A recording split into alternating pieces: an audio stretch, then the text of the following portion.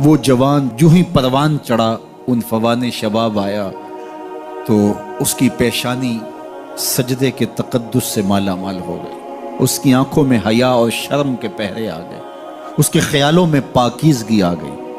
اس کی زندگی کے شب و روز نیکی کے ماحول میں بسر ہونے لگے، اس کی راتیں ذکر الہی میں، تلاوت کلام مجید میں اور دن یاد الہی میں روزے سے گزرنے لگے۔ وہ جوان جس کی جوانی اللہ کی عبادت میں گزری، کیونکہ جوانی اگر عبادت میں گزر گئی تو بڑھاپا تو پر نور ہے ہی ہے۔ سب سے مشکل مرحلہ زندگی کا جوانی کا ہے۔ شیطان زیادہ ورغلاتا ہے کسی شخص کو جب وہ جوانی کے مرحلوں سے گزر رہا ہوتا ہے۔ تو جس کی جوانی خیریت کے ساتھ گزر گئی اور اس نے اپنی جوانی کے تقدس کو محفوظ رکھ کے منزل تک پہنچا لیا، اپنی عصمت کے جوہر کی حفاظت کی، اپنی آبرو کو لٹنے نہیں دیا، اپنی آنکھوں کی شرم و حیا پر پہرے بٹھائے اور آنکھ کو برباد نہیں ہونے دیا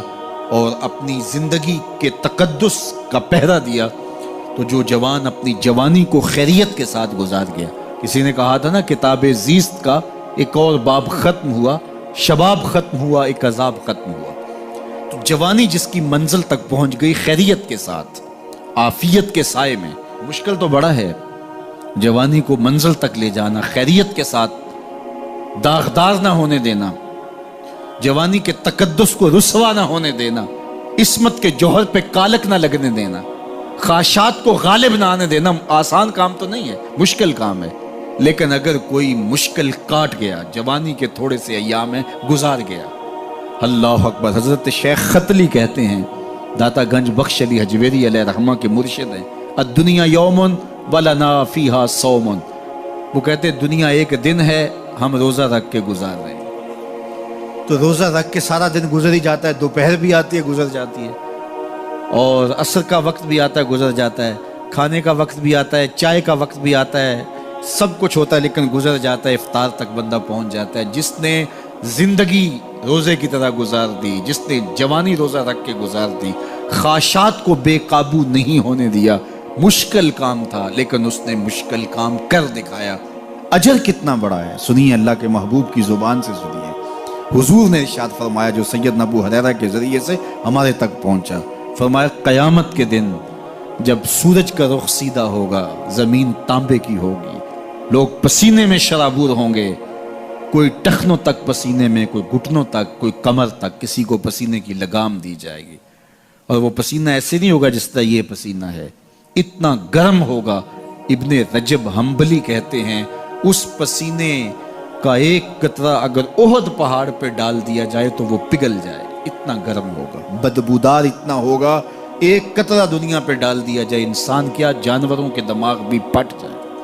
اس پسینے میں لوگ شرابور ہوں گے۔ لیکن جس نے اپنی جوانی کو عافیت سے گزارا ہوگا، کل قیامت کے دن جب کوئی سایہ نہیں ہوگا، اللہ اس جوان پر اپنے عرش کا ٹھنڈا سایہ عطا فرمائے۔ وہ شخص جس کو کسی عورت نے دعوت گناہ دی اور وہ صاحب منصب تھی، صاحب جمال تھی،